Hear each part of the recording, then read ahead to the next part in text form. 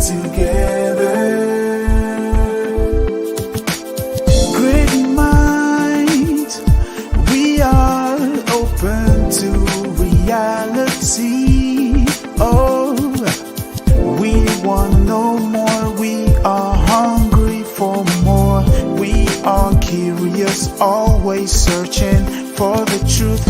Great minds, come let us reason together.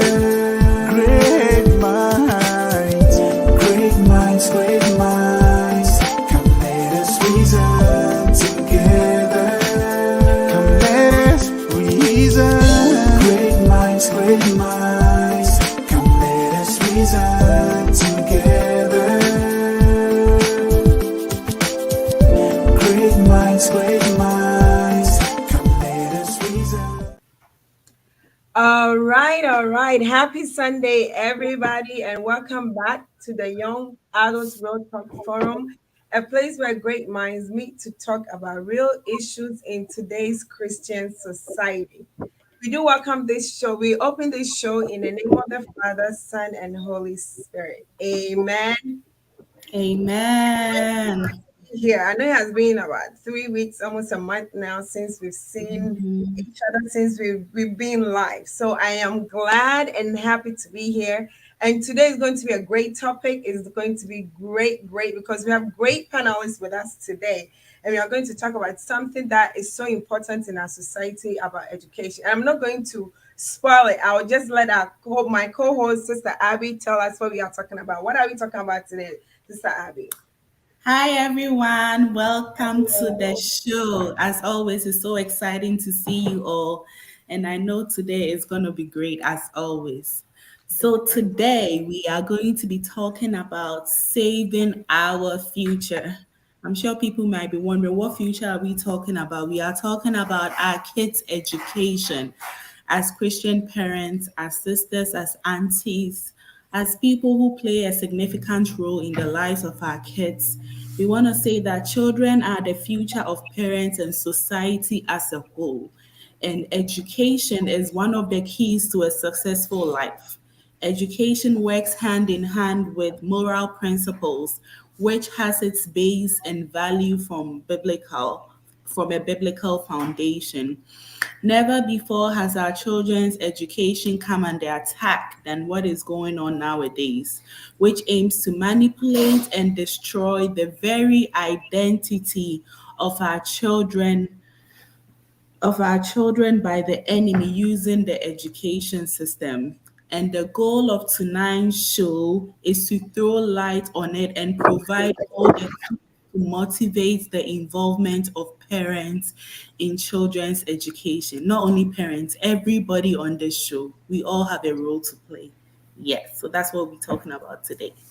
All right, thank you so much. So, saving our future, our kids' education, saving our future. We started this topic in March and we didn't finish. And we want to finish, we want to try to conclude it today because there's a lot to talk about when it comes to education from pre K to high school, from and then college and post education. Like, there's a lot to talk about.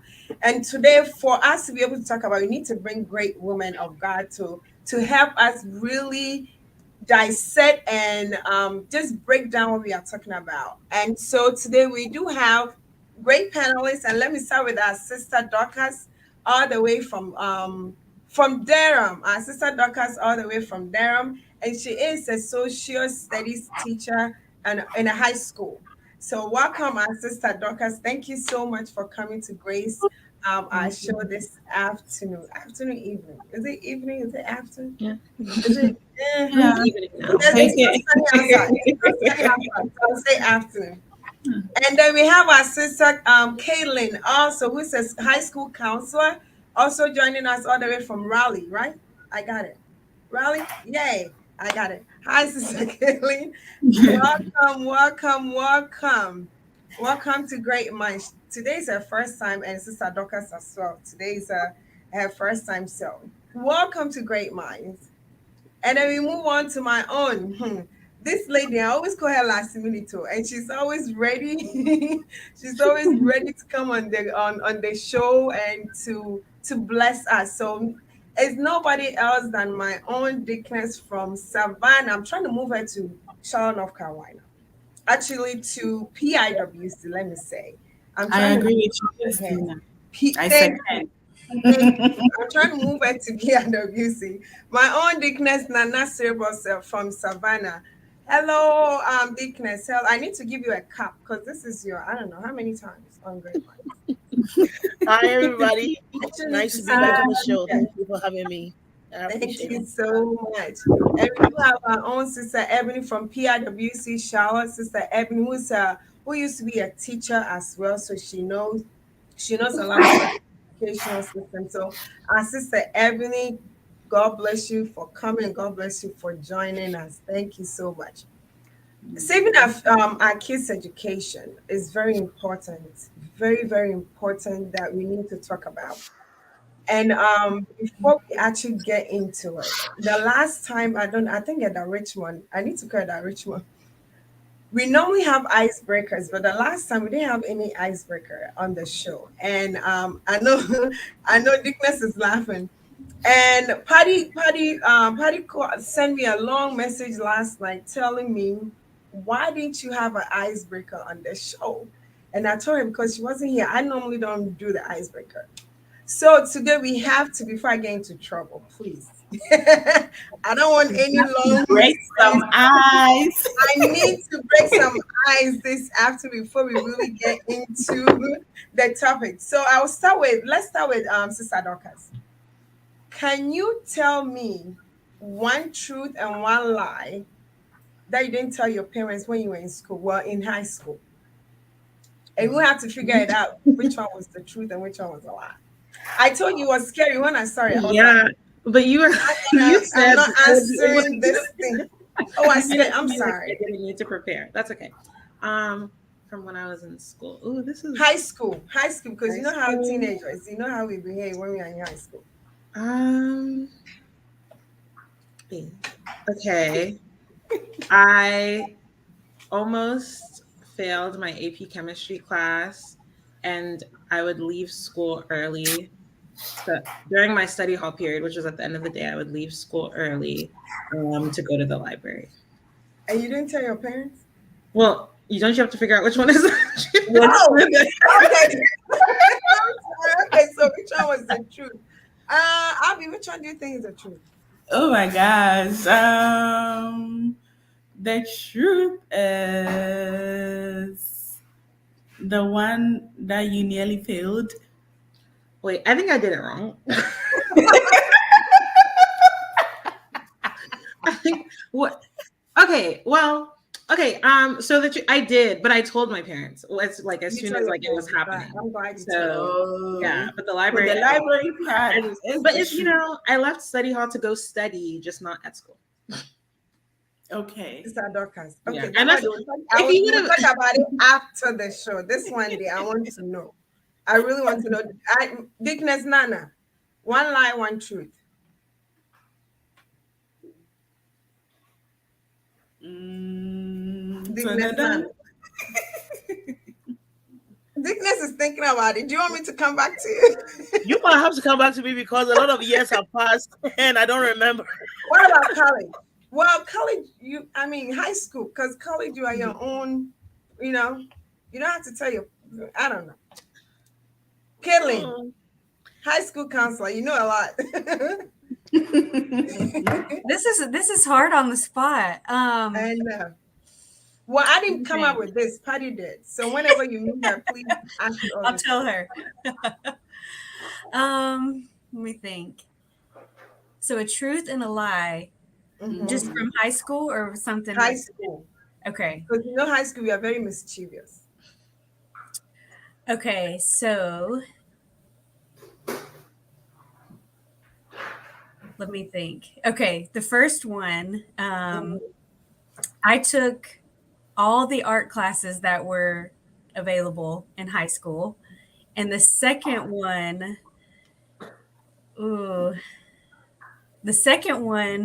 I took the hardest classes that I could take in high school. That's a lie. I don't know if that's a good one. The second one is a lie. You're right. I was trying to think of classes in high school. And this kind of why I became a counselor too. I never really had someone challenge me, and I kind of made my parents think I was taking some of the hard classes, but I just would rather take art classes and take English classes. So now I'm like adamant, like, yes, art classes are good too, but definitely challenge yourself. But I did not challenge myself until college. College is when I really challenged myself. By high school, I just tried to sail through. That's a good one. I hope that was a good one. Great. Yeah, you did great. You did great. Sister Ebony, you remember anything? High school? Yeah, I'm actually glad you came to me after them. It gave me a little bit of time to think about it. Yeah, so okay, so I forged my parents' signature like on my interim reports and things, and I fell asleep in class a lot. Oh, the truth is you forging your parents' signature. Yeah. Yeah, I did. That's a good one. I did that too. Yeah, I yeah, told you high school. yeah, We are and still mischievous. that was that's true. I didn't fall asleep in class a lot. Actually, I had some classes where like a lot of people were sleeping, but I was one of the few that actually stayed awake. So Oh, wow, you did great. You did great. That was great. Dickness Nana, I still want to hear from you. Not today. I will ask you after the show. I'll ask you after the show. All right, thank you so much, panels. Back to you, Abby. Yes, so we're about to start this show, and then I just want to read this disclaimer that the conversation that we are about to have is not tied to a specific church. We are just focused on the Christian society or community as a whole. So yes, and based on this disclaimer, we are going to get right into it. So I will read a summary. So Justus states that socioeconomic status is also related to parents' involvement in their child's education. It goes on to say that parents with higher SES are more involved in their children's education than parents of lower SES, and that's the socioeconomic status. And that greater involvement fosters more positive attitudes towards school, improves homework habits, reduces absenteeism, dropouts, and enhances academic achievement. And so, based on this, my first question, and it will go to Sister Dorcas and Caitlin, is what do you think about the statistics I just read?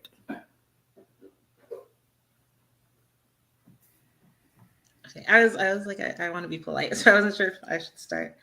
The statistics that you just read are, to me, not surprising. I think that schools are like a reflection of the society that we live in. A lot of times people talk about like schools and education, like schooling or education happens in like a vacuum, but it's like the same people that, you know, we encounter in the world around us that like come to these schools to teach, to learn, etc. And I just think like at its best, education can be, just like Nelson Mandela said, like a powerful weapon that you can use to change the world. And sometimes at its worst, it can be just like another reminder of like how unjust our society can be. Wow. Great. Yeah, just to piggyback off of that, you know, sadly, it is true. A lot of times we see, you know, families who are on the higher end of the socioeconomic status.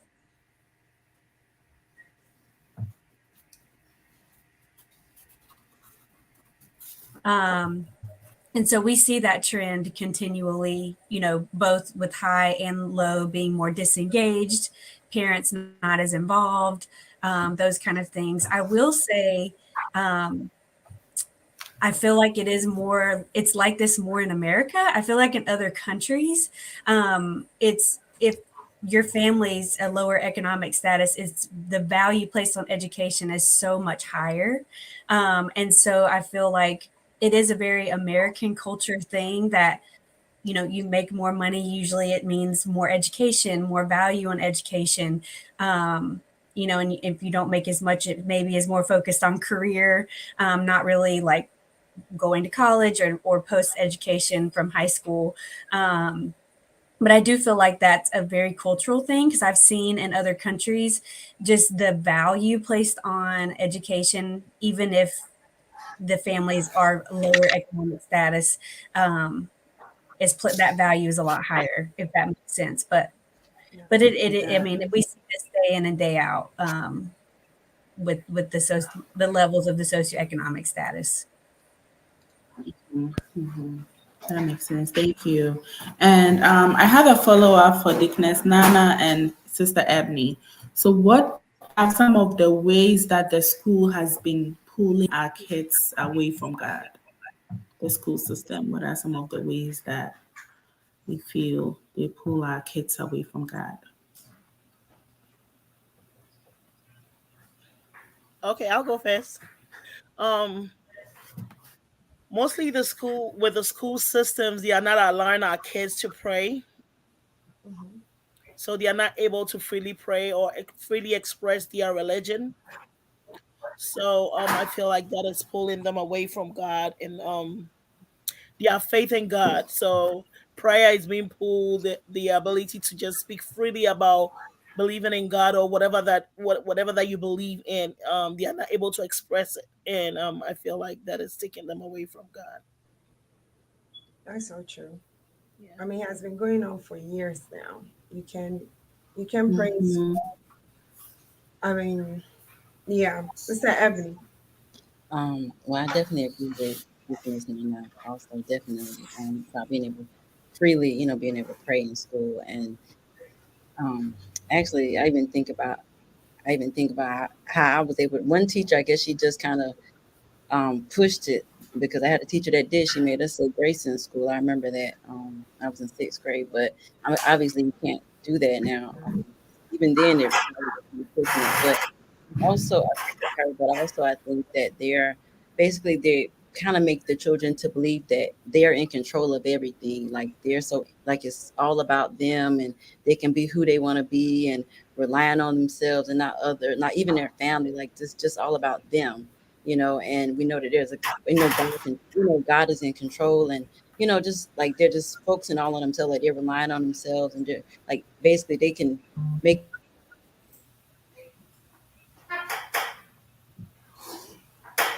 Uh,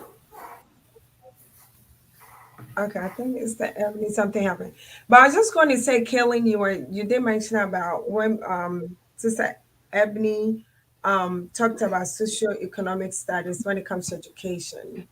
Believe me or not, it's not only America that happens. I know back home, a lot of parents take their kids to like the private schools if they're able to afford it, right?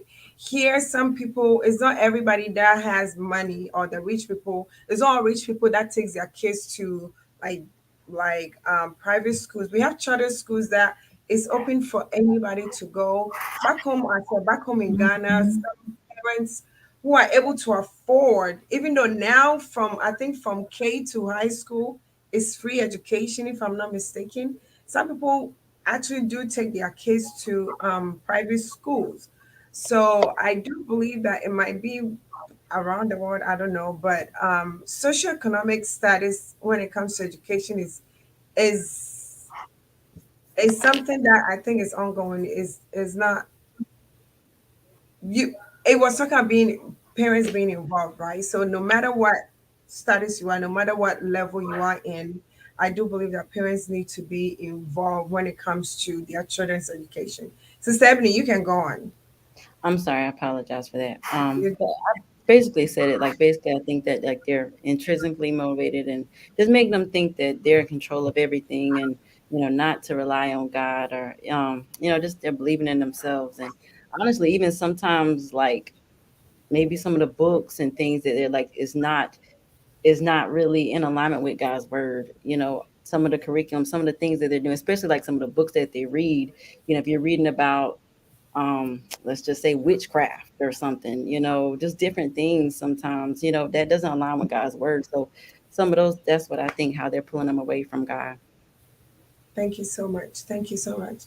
I do believe now, like the books are also, you just mentioned it, are also some ways that our kids are being pulled out, from the ways of God, the things that they are allowing them to read at school. And parents need to really, I know we are going to get into it, parents need to really be vigilant about the books that their kids bring home, from the school, from school.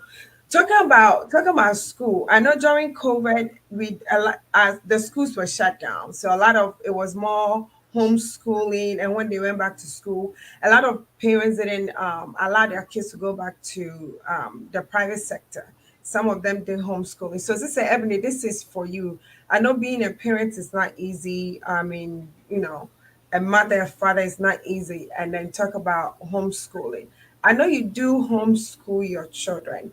Can you tell us some what has been some of the challenges that you have faced or you face homeschooling your kids? I know your kids are younger, but what have been some of the challenges that you've been facing since homeschooling? Oh, you are muted. Sorry. Okay, I have a few things. One of them is criticism from others, people who don't support homeschooling or don't understand homeschooling.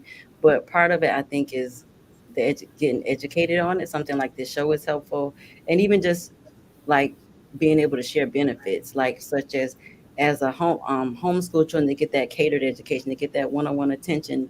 Whenever your children are falling behind in a public school, like you can, whenever you're homeschooling, that doesn't have to happen.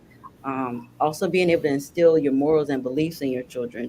You think about, just read this real quick, Deuteronomy 11, um, verse 11:19. It says, you shall teach them to your children, speaking of them when you sit in your house, when you walk by the way, when you lie down, and when you rise up. And you shall write them on the doorposts of your house and on your gates. That's Deuteronomy 11:19 and 20. And just being able to really, instill your beliefs into your children. So that's one challenge. Another challenge is also the cost of homeschooling materials. But, we have to kind of budget for that. Sometimes difficulty in choosing curriculums, and that can also be like a trial and error process.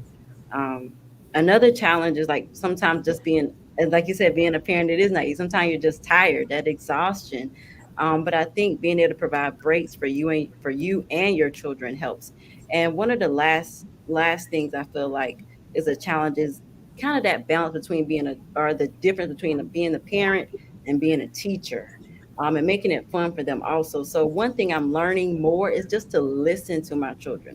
Like they have ideals too, and like they have good ideals too, So being able to listen to them, and even if I'm wrong, being willing to apologize, being willing, being okay. It's okay to apologize to my children when I did something wrong, or maybe I made, just whatever it was, I made a mistake, or I was just so tired I wasn't as patient as I should have been.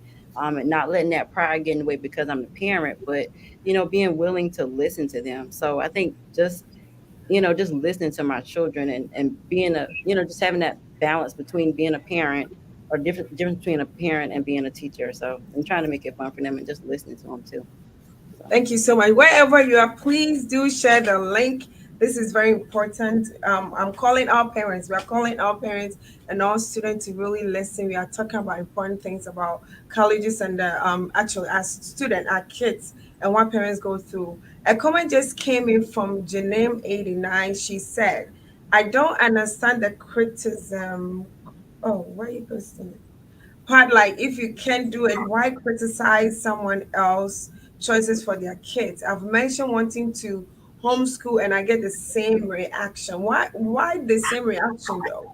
I know it's not easy, I know it's really hard homeschooling, but why are people criticizing? I mean, just imagine what is going on right now in the schools, like the shootings, the things that they are doing in schools right now. Why don't you homeschool? So I don't know why. I don't know. I don't know why people are criticizing. I don't know. But coming back to Sister Ebony, and then we'll go to Adikines Nana.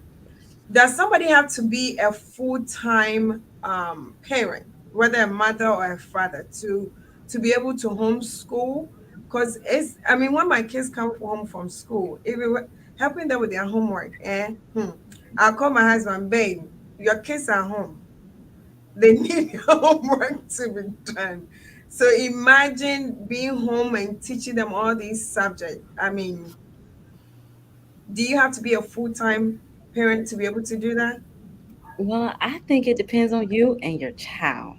It depends on you and your child. Like, how much attention does your child need? How much patience do you have? Can your child stay on task? Can they work well independently and get their assignments completed? Are they responsible? The age of your child. Like, those are questions you should ask yourself if you want to work full time and be also homeschool, or because I think that it can obviously it's helpful whenever you be able to be a full time, just stay at home parent. But if you can't do that, it just depends on you and your child. Like, and there are also curriculums and things you can find online where, if you're working from home, especially if you're working from home, like that is helpful because maybe your child just needs a little bit of help a few times out the day, like 10 minutes here, 10 minutes there, and it may be during your lunch break you can actually maybe do some more hands-on things if you're able to. So I think it really just depends on you and your child. And if you work full-time and you're away from the home, like I said, there are things online that they can also be a part of. And one thing also, like, it depends on the age of your child, because let's say if your child's going to be home by themselves and they're homeschooled, then obviously your child has to be of age to be at home by themselves. So those are just some things to think about if you want to homeschool your child and you're not able to, be a full-time stay-at-home parent, just especially the age and, how much attention do they need. Awesome. Thank you so much, Sister Ebony.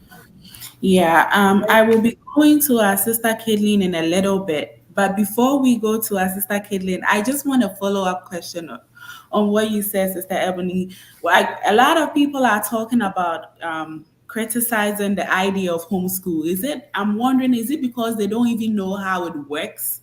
Since you are doing it, can you please take us through within like 30 to 1 minute, like how does it look like when we say homeschooling?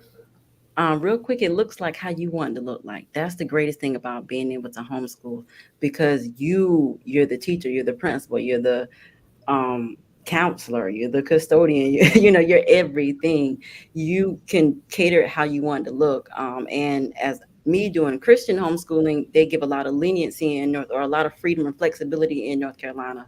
But for whatever your state you are a part of, you have to look at your state Department of Education to find out the rules and regulations. But typically, how does it looks how you want it to look? Just making sure you're following the state guidelines. And I mean, you could do it and it's just mainly one of the biggest things is making sure your child is at least on grade level and hopefully above, because it's 1-on-1 or even 1-2 or 1-3, however many children you have. So hopefully that answers your question. I hope that's like how it looks is how you want it to look. Okay. Great. That works. That's great. All right, Caitlin, over to you. So I would like to know, as a counselor, what are some of the challenges that students face or are facing nowadays? Yeah, so there's just a variety of things that unfortunately our kids are facing today, and things that we see day in and day out with our kids in the school. I would say the number one thing that we're seeing right now is the influence of social media and screen time, and what that is doing to our kids, and what we see that trickles into a lot of different things. And one thing I thought of earlier is just even the increase in bullying because of phones, because of social media. A lot of students feel like they're able to get on there and say more and really hurt others more. So I think that's been a huge challenge. I feel like we've seen, and this is my 8th year as a counselor, and even just the last 8 years, I've seen it drastically continue to change. I do feel like some families are starting to put some boundaries and barriers, but I just don't think some parents knew what was going on in the depths of social media and what kind of challenges that was then causing their kids to face. Another thing that we're seeing a lot of course, anxiety. I do feel like anxiety was peaking right after COVID. I do think it's leveled out a little bit. It's still something that we see a lot of. I probably on a day-to-day basis, my caseload is around 400. I see anywhere from 2 to 5 kids per day who are feeling anxious. They're found in the bathroom because they're overwhelmed. So I feel like that's a really big one right now. Anxiety and depression, sometimes those can go in hand. And then a big thing that I'm seeing right now too is just lack of social awareness interactions. And I do think some of that stems from phones, stems from social media influences, and just they don't have boundaries. I feel like right now kids, they don't know how to set boundaries with themselves with their phones like we do as adults. I can tell if I've been on my phone too much, okay, it's time to like turn the phone off. I need to focus. And a lot of them, some of them do, but a lot of them don't have that boundary. So we're seeing that really play into a lot of different things. Lack of sleep, even just staying up on their phones all night. So everything kind of goes back to that a little bit right now, because I just feel like that's a lot of what we've been seeing. But another big one we've seen lately too is just some school avoidance. There's a handful of kids, they just do not want to come back to school. And some of this is post-COVID type things that we're still working through, with kids wanting to be home, wanting to do school at home. And so it's been a hard transition to want to come back into the school building. And we're running into the school avoidance a lot, or kids just wanting to go home throughout the day a lot. But those are the main issues I feel like, and challenges we've been seeing, at least recently, in high school. I know each level is so different. Elementary, middle, and high school is so different when it comes to counseling and what we can see. But those are the main things that we're seeing right now in high school. Thank you so much. There's a comment on, then I do have a question about the social media. Comment is from Patrick82. I don't know if he, but it says, I homeschool one of my children. They are great foreign and traditional curriculums to follow. And with experience, I have seen very successful kids who were homeschooled. And I've heard that too, the homeschools. A lot of people, my sister was telling me, a lot of people are now homeschooling their kids because of what is going on. So, but Kaylin, coming back to you, so you were talking about anxieties and the phones and all that kind of stuff. So you are in counselor in high school, and I mean, high schoolers are still under the guidance of their parents. Are the counselors allowed to talk to the kids' parents when they are going through like this depression, spending so much time on their phones, not really able to focus in class? Are you guys allowed to talk to their parents to know what is going on and to see, like, to have a plan for the way, have a plan for them on how to counsel them? I don't know if you understand what I mean. Are you allowed to talk to their parents?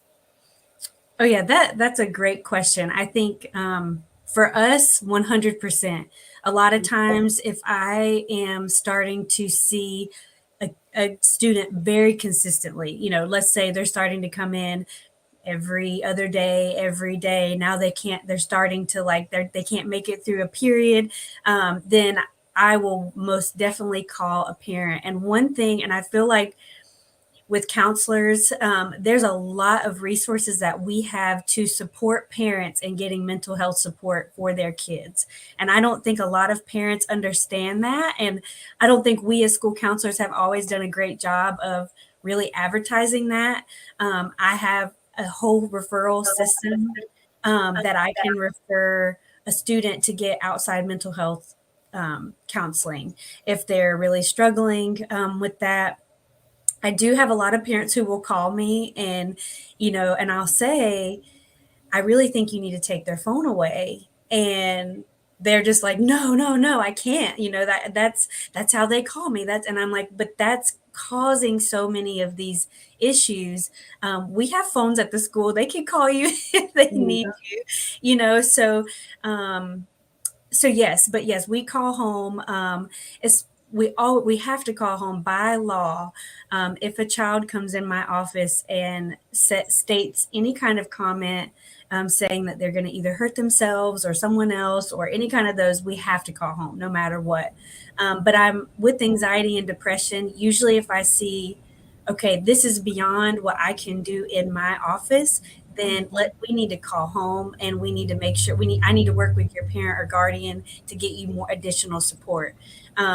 And 9 times out of 10, parents are very thankful that someone is helping and that they've seen these things too. Usually a parent has seen these trends at home as well. But we have a lot of resources, and if you're listening and you're running into a lot of walls with your child and you just need extra help, call their school counselor, because they can help you find local resources if you're running into those issues. Thank you. Wonderful. Thank you, Evelyn. It's so funny. Like when you mentioned that kids are wanting to school from home, I was like, wow, parents are advocating for working from home and now kids want to school. I know, right? Okay, so that's, I know time is fast spent, but Kaylin, quick one in 30 seconds. Do you think that immigrant students face any challenges that are so different from the other students?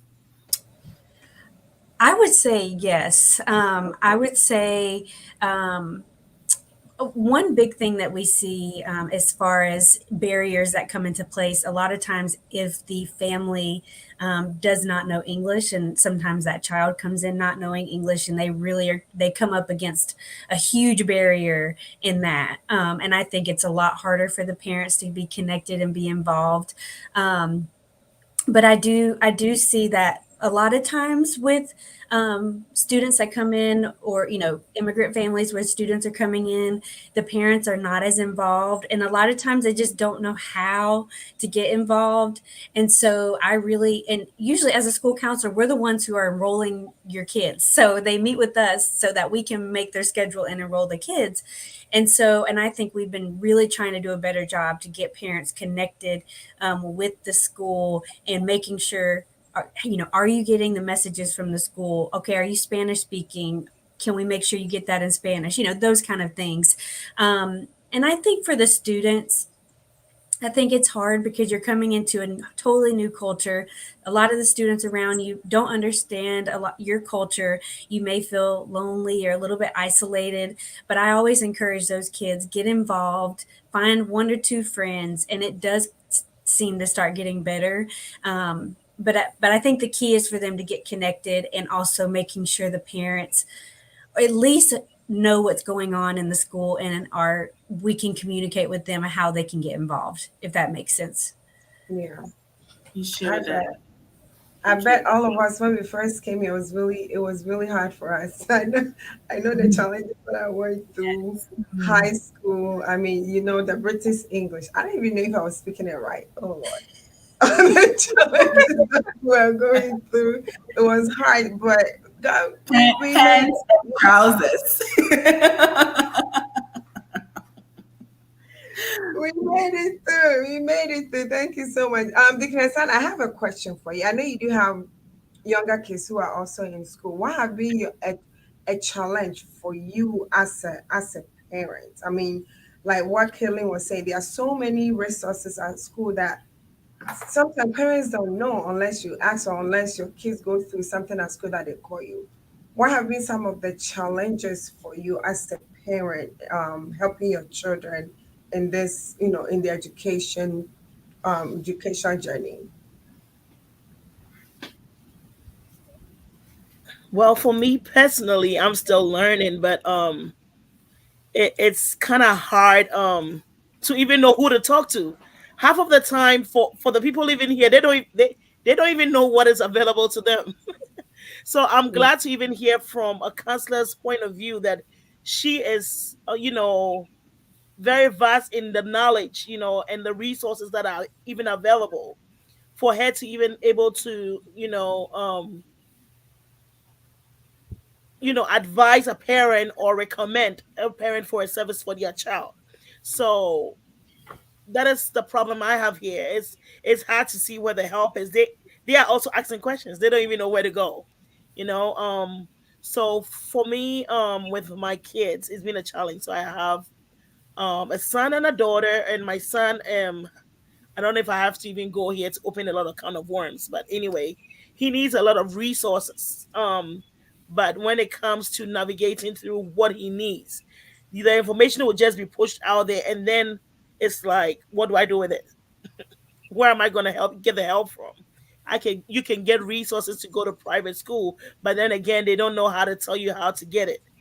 But so it's a challenge, and it takes a lot of research for you to do as a parent. So I feel like we need to get more involved, just like the others have been talking about.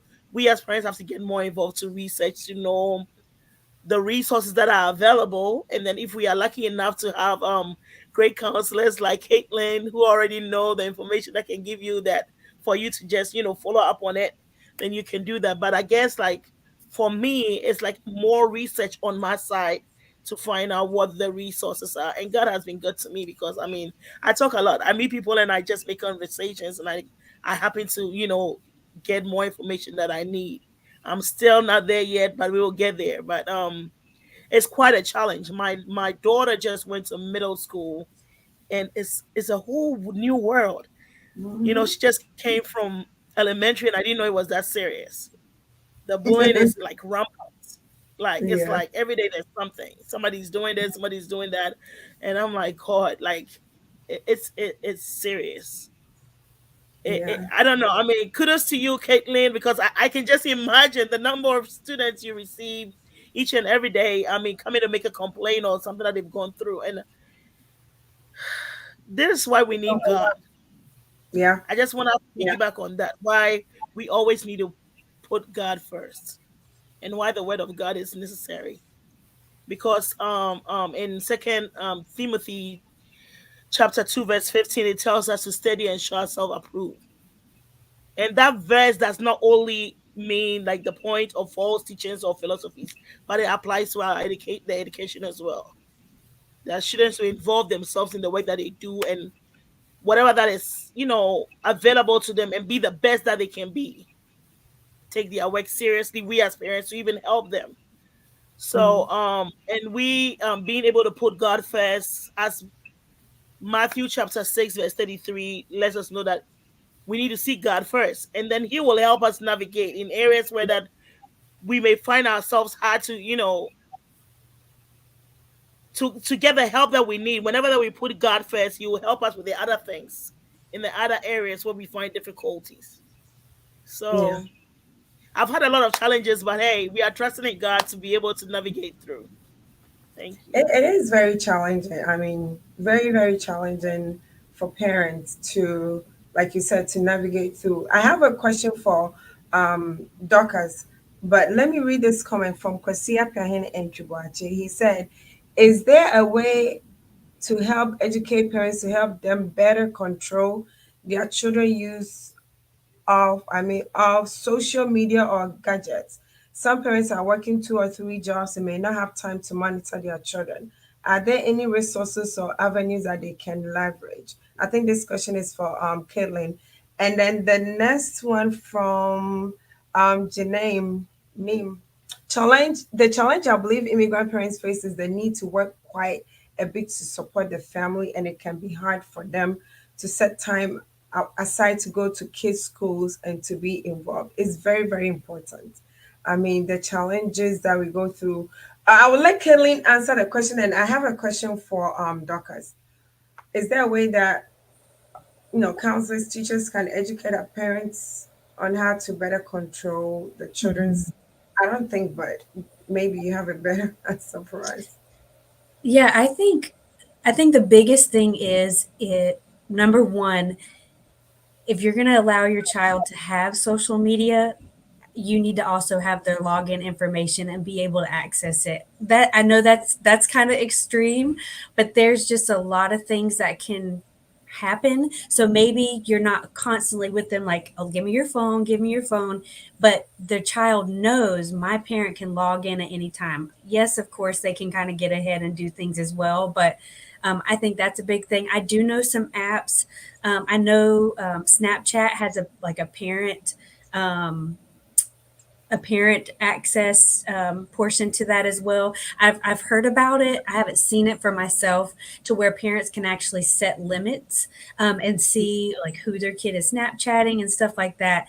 It's just, I think my biggest thing is, if a parent is going to allow their, 13, 14, 15-year-old child to have social media, which is a lot, and just making sure there's those limits and that you know what's going on within those apps as best as you can. And if you feel like you can't really monitor it, it's honestly best that they don't have it. And I know it's going to feel like I have kids that get so upset with their parents. I don't have Snapchat yet because my mom won't let me. But their brains aren't developed enough to be able to filter some of that stuff. So I don't know if that helps answer some of those questions. I know there's some parental controls you can do with phones, even like taking a kid's phone at night. They don't need their phone in their room. Just these are the things that, I mean, it's a huge issue right now. So I cannot speak on that enough with phones and teenagers.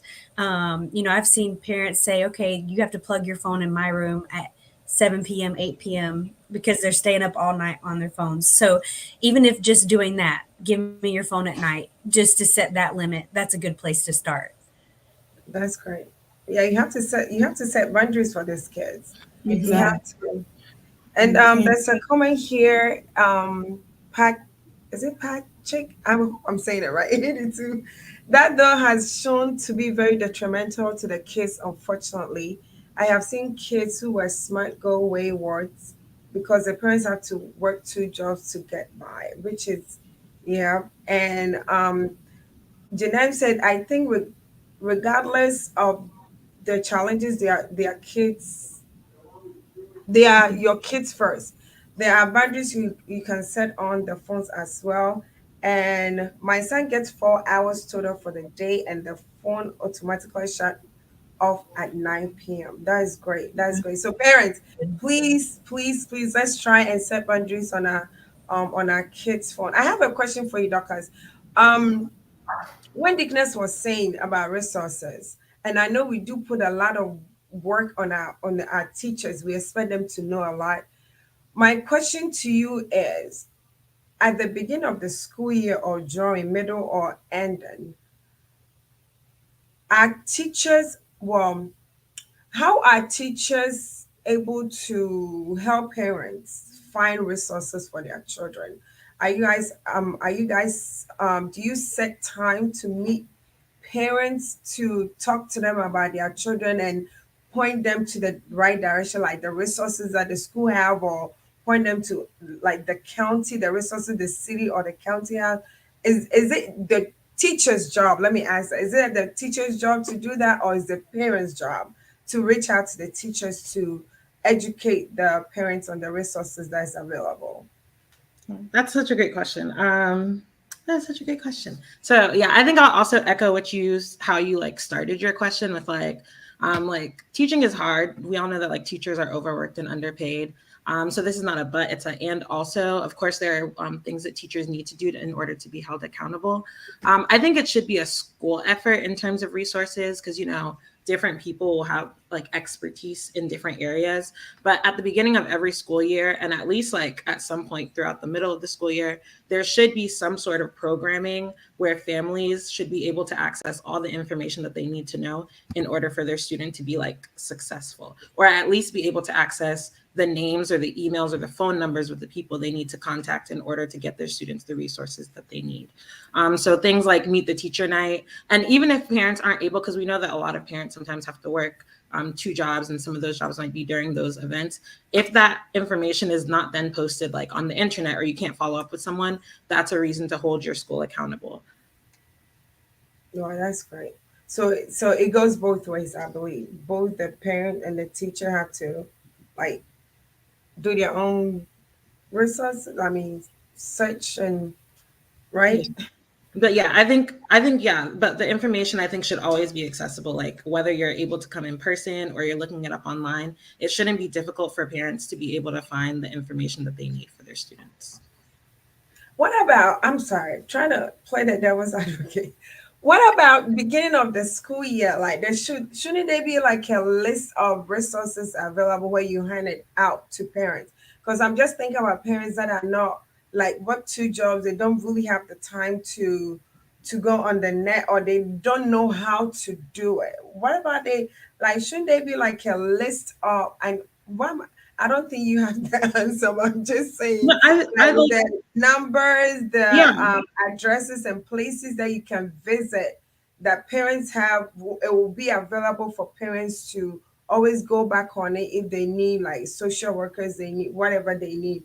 Wouldn't that be more? Yeah, I I mean, think that information, like that's information that should be like, if it's not like you said, if you can't access it on the website, then it should be information that's given to students within like those first couple of weeks, or even like those back to school nights before school even starts. Those packets that like you get in elementary and middle school, or the things that are listed in a student syllabus in high school, like that should be information that most people are, or most students are getting home, like in their little take home folders.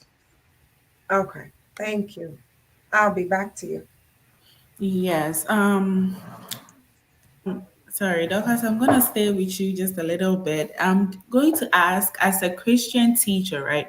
Do you face challenges or do you ever get the urge to share the word of God with some of your students? And if you do, are there restrictions that you cannot do that? And if there are not, what are some of the challenges you face? I would say like the biggest challenge is just sort of like I said in the first question, that we're like, we are people, we're humans that are working with other humans, and that can just be difficult. But I think that there are like little ways that I'm able to in my day to day like connect with students who I know are believers, or even like just showcase like what I know about the word of God and like the way that like, you know, I move through my school. So sometimes I'll see students with like stickers, or they'll have like backgrounds that are like a Bible verse, or it says like trust in the Lord, or like what would Jesus do? And every time I see it, I'm like, oh, like amen. And like that's a little connection that we've been able to make. Um, I haven't ever really gotten any pushback. Like at the beginning of the school year, just by myself, like as teachers are setting up their rooms, I'll always like take a moment to like pray over my classroom and all of my desks. And no one has ever said anything about that. I don't think that they can say anything about that. And I'm curious to know if anyone has ever gotten, or like if any of you or any of your students have ever gotten any sort of pushback in trying to like share the word of God, because I'll have students in my classes who will like, when we're talking about, oh, what did you do over the weekend? They'll say, oh, I did this at church. And like I'll respond and be like, oh, like we just did this at church too. So again, like connection, but also like letting them know like, yeah, I'm a believer too. I also have a church community. I'm trying to think of it. Okay, great. Thank you so much. Thank you, thank you, thank you. I'd like to read this quick comment. Oh, it's a question from JName89. He says, do schools have anything like a counselor or someone slash employee that is solely focused on listening to the unique challenges a parent may have and points them in the right direction? I think I'm going to let Caitlin answer this, but I should think she can do that. But Caitlin, yeah, since you're here, I'll let you get that. Yeah, so every school should have a school counselor that you could call if you're facing, major challenges with your child. I know I get phone calls, probably every other day from a parent at their wits end, like I don't know what to do next. My child won't come to school, or my child won't this and that. So definitely, a school counselor could help you. I'm in Wake County Public Schools. I don't know about like Charlotte, Mecklenburg, and some other counties, but we have a SAP counselor.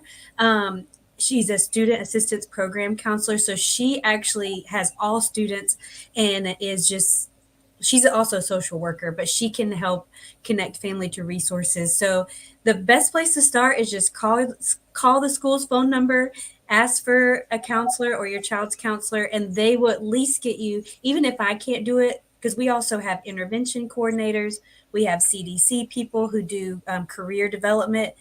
So if it's not me, the counselor can at least point a parent in the right direction if someone is facing a lot of challenges. And even I set up a lot of parent teacher conferences. Maybe they're calling me and they're frustrated about a class. Usually I'll say, I think you need to probably talk to the teacher, and I help set that up as well, which other counselors can do that too. That is great. Jay says that's wonderful. We need Christians so badly in our schools right now. Thank you, Dorcas and Kathleen, for what you are doing. Thank you for your services. I do have a question for Eben, because I know you do homeschool, and Kathleen and Dorcas have been talking about resources. And I don't know much about homeschooling, but how are you? Is there ways that you, in case you need like counselors and other things like that, is there a way that you be able to, like, is there a website that you can go to find all this information, or everything is just on you? You have to deal with all of that? Well, I think, and you can also join like homeschool organizations to get some resources, other people, other help, other people in your community, to find, resource that you might want for your child, or even helpful for you as the parent. So you can join organizations, and even sometimes it may not even be an organization that you're joining. You can also do research online, but sometimes you can even find people in your community. Maybe it's a neighbor, maybe it's a church member or something, to find things that you need and get other resources. Okay, that's great. I mean, it's good to know. I'm thinking about anybody hiring for homeschooling. Oh, I want to homeschool my children too.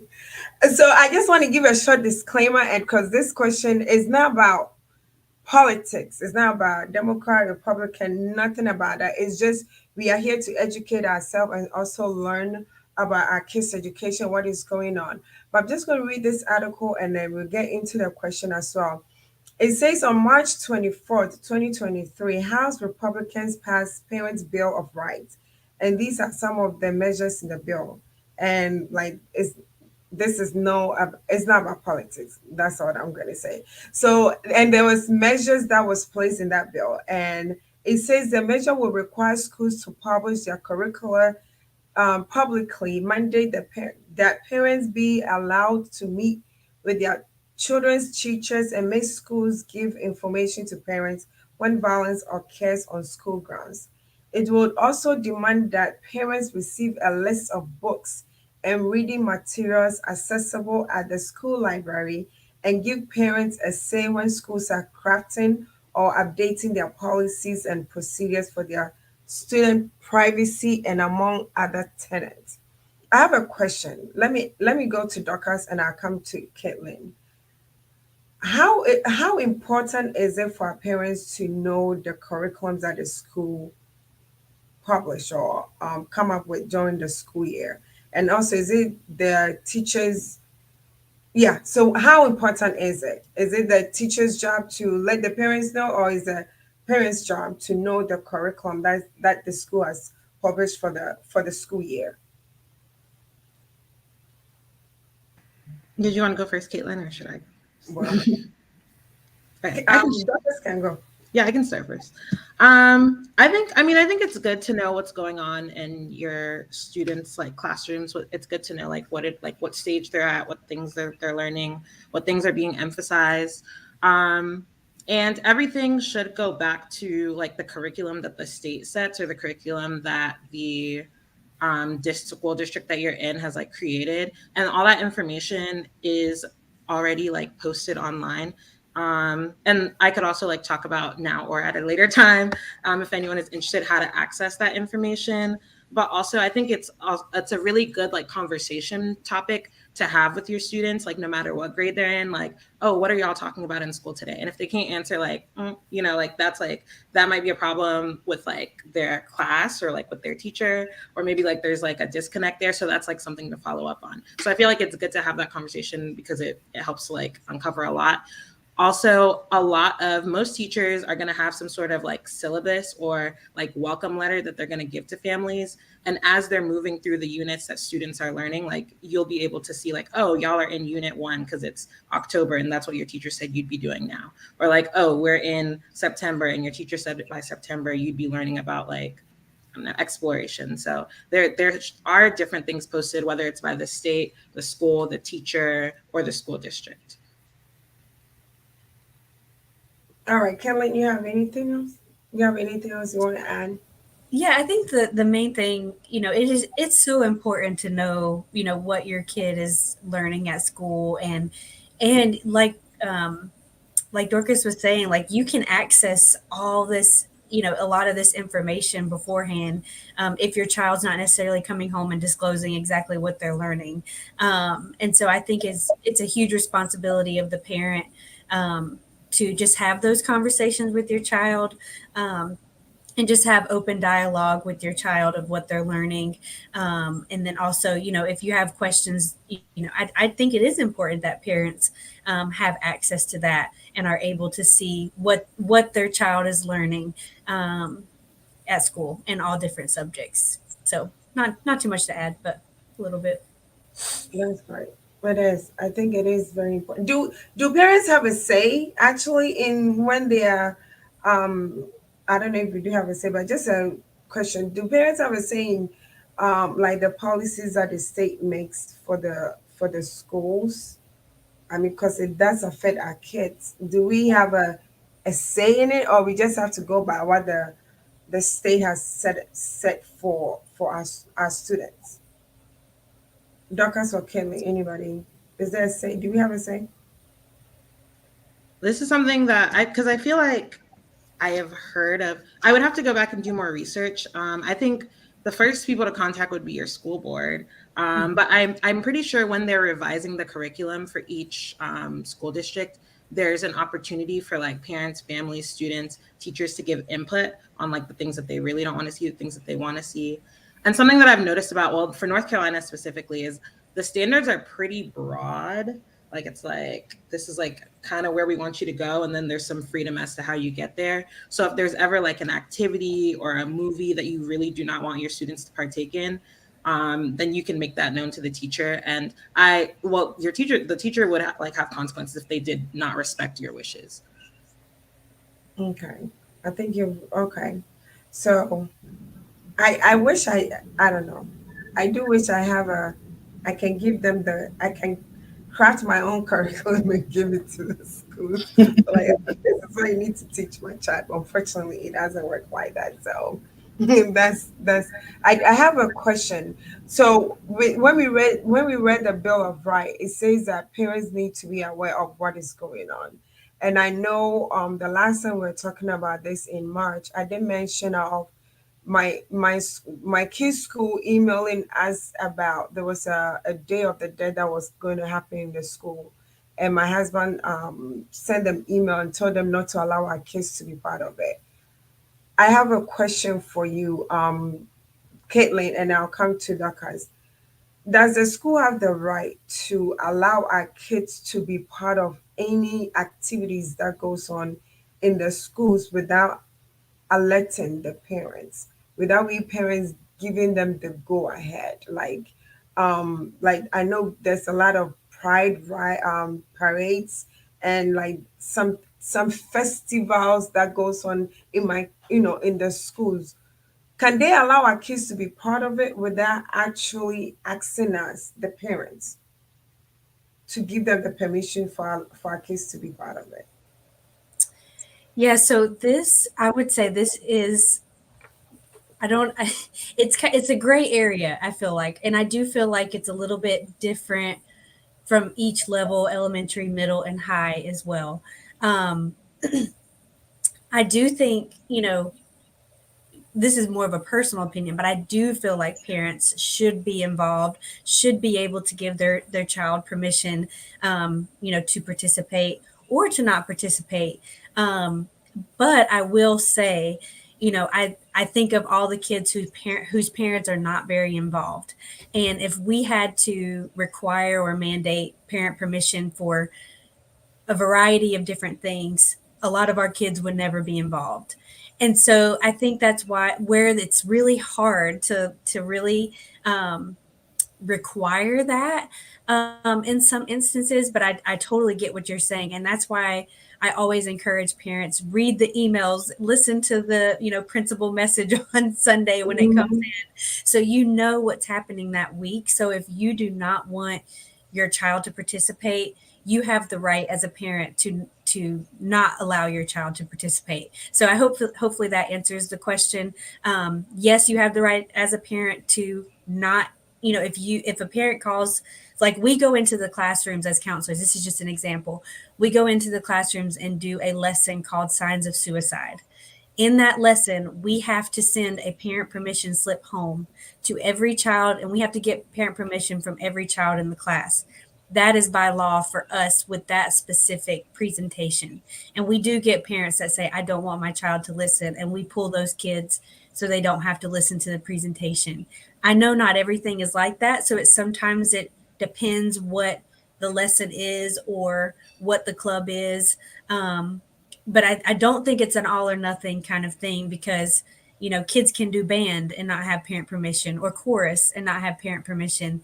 And so I feel like if it was everything, then it would be a lot harder for some kids to be able to participate. But I think the responsibility does go back on the parent in a lot of ways to just make sure you're aware what's going on. Usually almost 99% of school websites is going to have a school calendar of all the events on their main page. So checking what's going on this week, just so you know that if you don't feel comfortable having your child participate, that is 100% your right as a parent. All right. Thank you so much. From Jay, she said you have a say when you vote, right? I think it's a question. And she's just saying. And Sister Doreen said parents do at a point when they are part of the PTA meetings and share their concerns. And in some of the schools, you can exempt them from some of the classes you are not comfortable. At least my kids' school send me forms to complete. My kids' school does send me forms to complete, but I have also heard from some parents who complain or when their kids come from school and they ask them, "What did you guys do today?" They might say, "We did this," and the parents had no idea. I did watch a video where a parent was really upset and then actually sued the school because they allow her kids to be part of something that she said is against her culture. And then she had no idea. They didn't send in any letters, from the school asking her if she will allow her kids to be, if she want her kids to be part of it. So I wanted to know. So parents do have a say in some of it, but probably I guess not all of it. We just have to know, like we've been saying from the beginning, get the resources, know what is going on. And I do agree with Sister Doreen.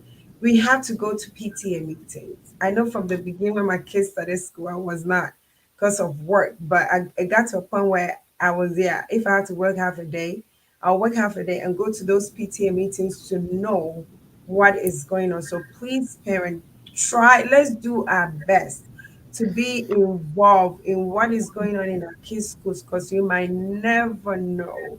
My daughter will come out, ask her, "What did you do?" She'll be like, "It's a secret." I'm like, this house is no secret. You better tell me what is going on. So please, let's let's get involved with our kids' education. It's very, very important. I'll be back to you. Yes, and then I can't even emphasize that enough because in the beginning of our conversation, I know Caitlin said that she sees about 400 students, right? She oversees about 400 students, and then I get where she's coming from. If they have to send consent forms home for each and every one of them before they can go ahead with an activity, then I don't even know if they'll be able to make impact at all. And then at the same time, she also mentioned one important point, which was some parents are not involved. So if you think that you care so much about the things that goes on in your kid's school, then go ahead, go to the website, see their schedule. At least if you do it every week and then you add it to your calendar, you can know what they're about. And if you think that there's something that you don't want your kids to partake in, then you can send an advance notice. That way they know, so that whether they bring you a consent form or not, you are already one step ahead, right? Yeah, so I'm just going to move on to the next question. And I'm going to switch it a little bit because our Deaconess Nana has been quiet for a while. So I am going to go to our Deaconess Nana and Ebony. I'm going to start with Deaconess Nana. How can parents foster courage in their kids to stand up for themselves, especially on academic subjects and statements that are contrary to their beliefs and the principles that you have taught them at home?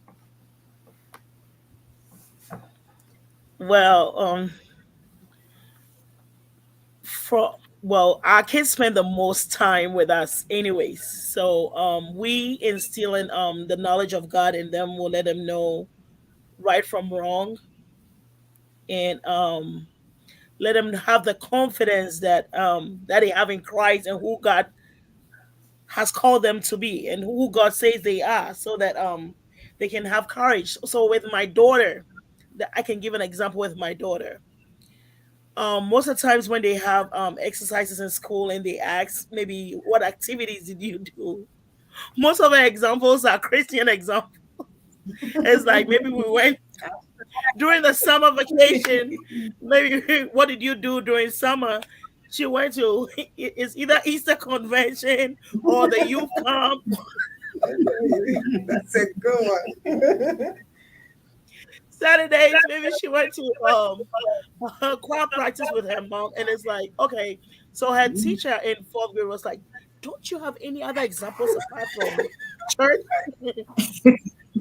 why do you always have to talk about God?" I'm sorry. Yeah, I know, right?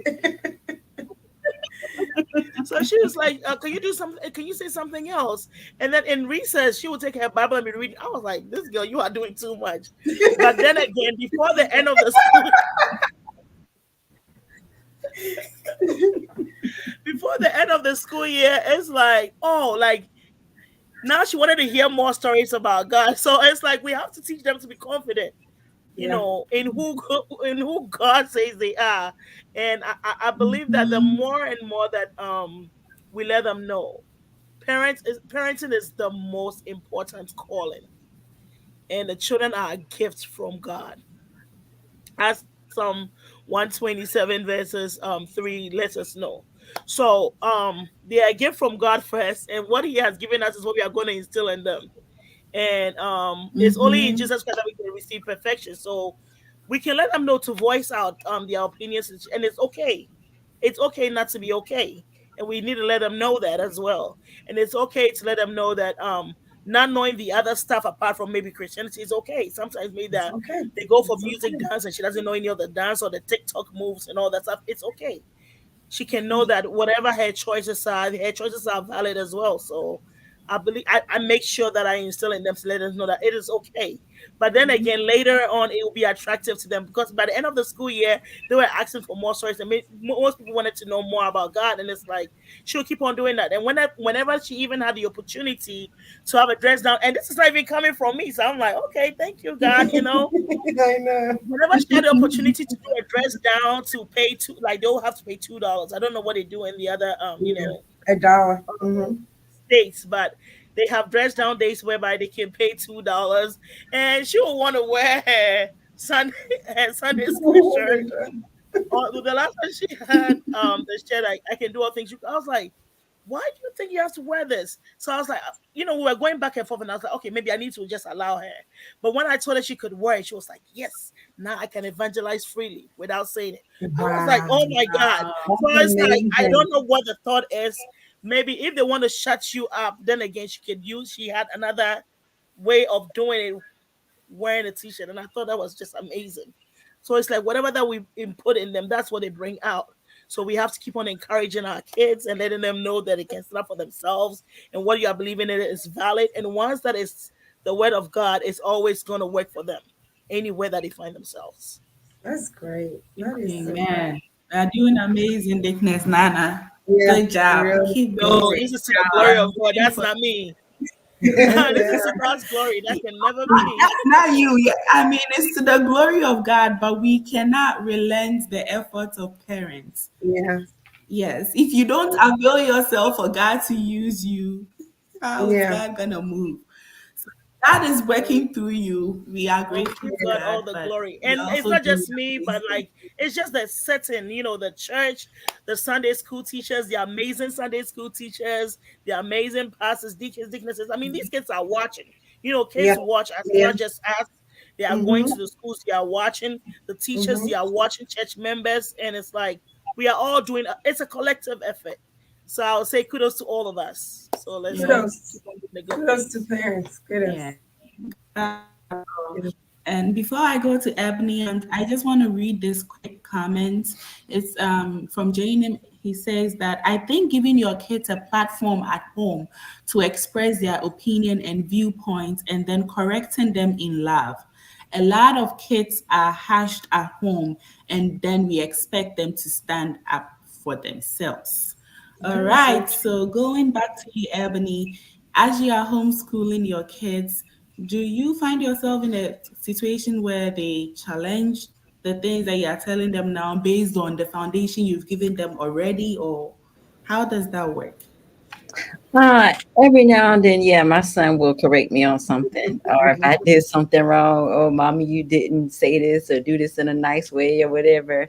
But I try to admit to it because I mean, yeah, he's my son. Yes, he's 6, but it doesn't matter. If I know if I've taught him the right way, then I'm grateful that he has the even just the I guess confidence to stand up to mommy and say, mommy, you didn't do this right. You should have said this in a better way. You should have, and and actually I guess by as Deaconess was saying, like you're instilling these things in them at home. So if you're able to do it at home, it'll give them that much more of that confidence to be able to do it at school. And I mean, just praise the Lord for your daughter saying, now I can evangelize without Yeah. even saying nothing. Like that's amazing. So whenever we're instilling it in the house and like it's all around them, then it's gonna be that much easier for them to be able to speak up for themselves. And I mean, I'm grateful also that I can at least, because even as parents, we have to humble ourselves sometimes because our children can, they sometimes they can't correct them. We might just say, be quiet or, just hush them up. But we can't hush them up when we know they're right. We just gotta humble ourselves, even if they're our children, even if they are like under 10 or whatever, no matter. If we know we're wrong, we gotta admit to it. So I think also just being willing and like okay with just saying humbling yourself and doing that. So Yeah, I think it's very important. Like parents are really mirror. The kids look at us first, and then they go to church and they go to school, and whatever they see, that's what they will reflect. Juju was saying one of his classmates asking, "Who is Jesus?" And Juju said, "Well, come to my church. You will learn Jesus." I was like, "Juju, you should preach to you first." I'm like, "What should I say?" I was like, "Really? Like you don't go to Sunday school?" But he said, "Come to my church and you learn more." So we when they come to church, they see a lot, they learn a lot, and they look at parents as well.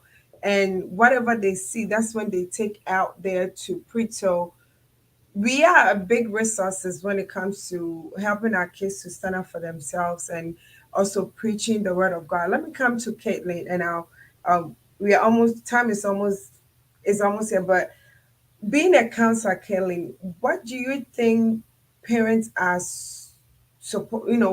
What should we be mindful of when it comes to school? Because you are still in a school matter. When it comes to school, you've said a lot. What should we really be mindful of when it comes to our kids' education? I think, and we've talked about this a little bit already, but number one is involvement. Be involved in some way, shape, or form. And I know, I mean, I don't have older kids yet, but working full time, being a full time mom and a full time wife and and all these things is hard. But and I think as kids get to high school, we see less and less parent involvement. But I think it was mentioned, join the PTSA, even if you just can go once in a while to the meetings just so you're involved in some way. That is going to make a direct impact in your child's success and their involvement as well. When they see you involved, then they tend to get more involved as well.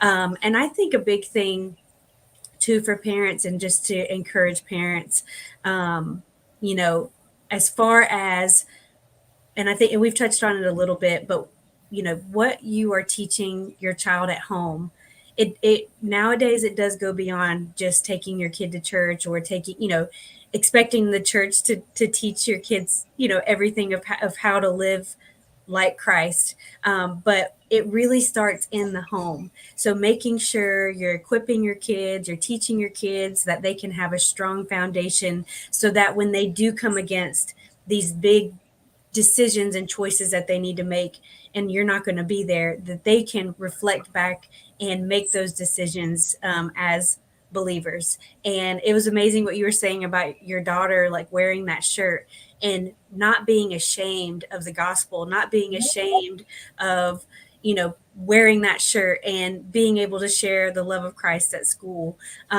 because they can, almost even more so than we can as educators. Like, them going in and being able to share that is amazing. And one verse I wanted to share, Proverbs 22:6, train up a child in the way he should go, even when he's old, he will not depart from it.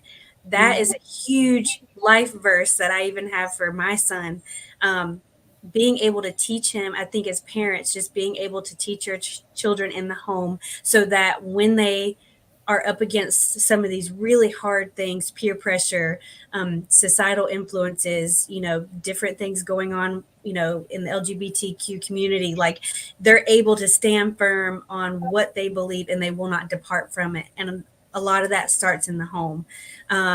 So anyways, I hope that's encouraging to parents, that I think, and also having a very open communication environment at your home, because if your kids can't feel comfortable to come home to ask those questions, they're going to go ask it somewhere else. So just providing that environment for your kids to be able to come home, ask you the questions, and that you can lead them to biblical truths and what God would say about that, and leading them to that. So anyways, as far as like just logistically be involved, but number two, just know that having an environment at your home that kids can ask questions and come home to, is so important, and that you can direct them into the right direction, if that makes sense. It does make sense. Jay said, I think as a community, a church too, coming to a church too can take as advantage of that. Where am I? Where am I? Community and even family. If you can't go to a meeting, maybe an aunt can go. Maybe a sister from church can go and represent you. A lot of children go to the same school, so someone can go and tell what's going on or what changes are coming. And that is a great point. That is really a great point. Let me come to Adiknes. Time is almost here. What can church do? Because all are Christian, and I know we do belong to one church or the other, or community. What can we do to support parents and families in our children's education, like in the journey that our children are in the education? As a church, what can we do to support our families and children? Okay, I believe as a church, we know that our children are the future leaders. They are going to take over at one point in time. So, I believe that the church should be more involved. We are a community of people that have come together. Um, we having like Caitlin and Sister Dorcas. They have the forehand. They are already in there. So we have people that already have the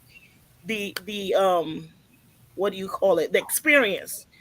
So as a church, if we can have maybe a platform, I don't even know if that's the right word for it, but to have people that are teachers, that are counselors, that are already in the school system, that we could just set it up and have that resource available in every local whereby everybody can go to and be able to understand certain things. So like if you don't even have the understanding, you can be able to have somebody that can better explain something to you. So the church should be more involved in the kids' education. Maybe having children session for the kids that can help with homework, that can assist parents who are not able to maybe read or write, that their kids can be able to be assisted. So we can have that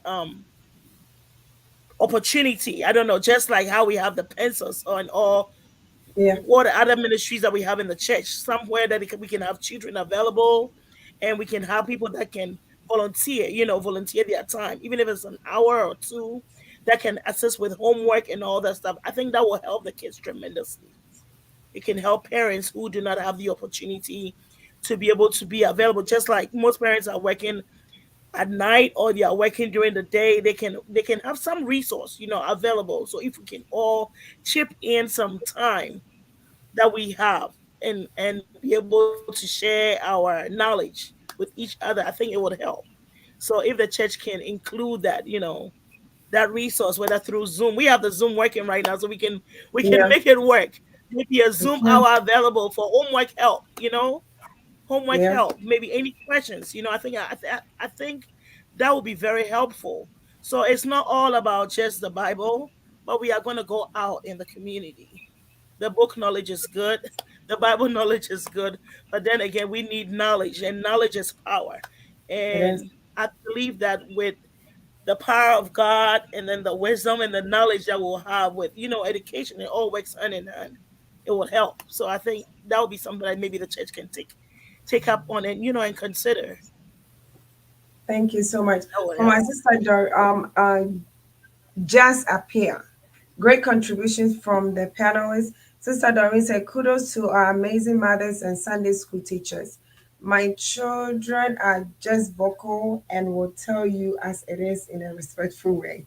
Parents should ask questions and listen to their children always after school and all the time. We should have time for them and we can get all that from them 100%. Thank you. I do believe, thank you, Sadorin, and thank you to all our panelists and our loved ones who were able to send in their comments. I do believe Dickness is that it's very important that our churches get involved. Like we do have pastors, and I do believe we do have teachers, we do have school counselors among us that are always willing and open to help with homeworks. Even if they are not teachers, we have students. We can organize high school students. We can organize them elementary, middle school. We can organize them where there are days that even if it's not about homework, talking about what they go through at school, the challenges that they are going through, and they can share among them. You will never know one like your daughter is so vocal, her teacher will speak for her. She's able to witness to others. We can share this kind of information. I mean, when kids meet, you'd be amazed how much they talk. They talk so much. So we can have this kind of like the Pensa and youth. We can have a program where the high school schoolers will meet and talk about the issues that's going on. The Sunday school teachers are doing an amazing job. We can also have that time where you know kids, what is happening in school, what can we do also to help in educating you emotionally, physically. Let's do something. That's what I'm saying. The church needs to be involved in doing, and the church is you and I. When we talk about church, I think most of the time we are looking at the elders, the pastors, the deacons, you know those with titles at church. No, the church is the parents, the uncles, the aunties, the cousins. So it's you and I. Let's all come together as one and help each other. Jay did mention in her comment saying that if I can go, a sister can go, to the PTA meetings. Most of our kids go to the same schools. Let's help each other. Let's help our parents, the single mothers, the single fathers. Let's help each other in when it comes to education. Because I remember when I came here, it took a lot of people to help me through high school because it was very challenging for me. So let's do that. And thank you. I've learned a lot. Thank you to Our Princess Abby. Yes, I have a comment. Yes, go ahead. And I think one thing that Caitlin said that stood out to me, and thank you to all the panelists. I think that if nothing at all, as a parent, know your child's school counselor and know your child's teacher. It doesn't matter. Like, if you cannot be involved in any way, if you are busy, you can't go to school activities, have the number of your child's school counselor, because she said parents are able to call her. So if parents are able to call her, why can't you call her? Yeah. If you can do I know Doc has mentioned like time with the teacher or something, right? Yeah. If you can go, nothing stops you from going any other day or from emailing the teacher and scheduling a time. I believe they would make time for you if you are able to work something out.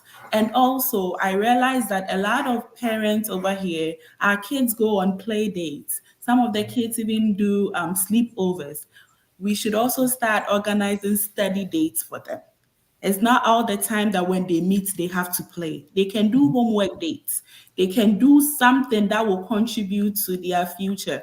If you realize that, and then mostly African parents, I think we only want to glorify ourselves in the fact that our kids are excelling. We don't even want to open up when our kids are struggling. But if your kid is struggling, they are not necessarily in competition. We all want to make sure that they excel together. So if you see somebody that you know will be of help, Adiknes Nana said that sometimes you don't even know how to help, right? But there are people who do know. So if you're able to reach out to them, they can help you. And if you have somebody like Dorcas, like I'm gonna take her number because one, she is African. She knows how we were raised, right? She understands our culture, and she'll be able to give you perspective as to how you can help your kid. I would definitely take Caitlin's number because she is a great resource, and all these people are in our church. It's not like we even have to go and search for them. They are here with us. So let's make good use of them. And I believe they'll be more than happy to support us along the way. Thank you very much. Thank you so much, Sister Abby. Thank you, Ebony, Sister Dorcas, Kathleen, and Deaconess. God bless you all. God bless you to all our great minutes at home, those who are able to send in their questions online and on the phone, those who are not. Please share this link because it's very important. A lot has been said. You've been educated this evening. Thank you to our great teams behind the scenes. God bless you. And as always, come, let's reason together, and we'll see you in 2 weeks. God bless you and have a blessed week. Bye-bye. Great minds, come let us reason together. Great minds, we are open to reality. Oh, we want no more, we are hungry for more.